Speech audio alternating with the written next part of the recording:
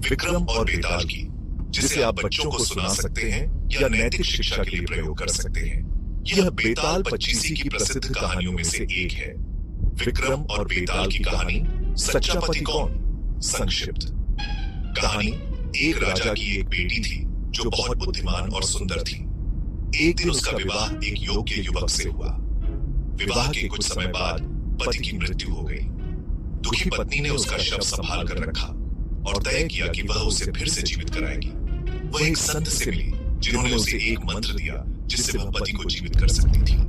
वह जैसे ही घर लौटी, दो ब्राह्मण युवक आए। पहले युवक ने उसके पति का शरीर लिया और कहा, मैं इसे लेकर जंगलों से आया हूँ, मैं ही इसका असली पति हूँ। दूसरे युवक ने कहा, मैंने ही अपने ध्यान और तप से इसे पुनर्जीवित करने का मंत्र सीखा है, मैं असली पति हूँ। अब रानी असमंजस में पड़ गई। इन दोनों में उसका सच्चा पति कौन है? बेताल का प्रश्न। राजन, तुम न्यायप्रिय हो, बताओ इन तीनों में से सच्चा पति कौन है?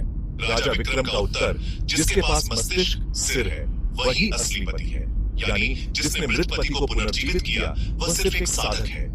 जिसने शव लाया वह एक सेवक हो सकता है, परंतु शरीर के साथ जो जन्म से जुड़ा है वही असली पति है।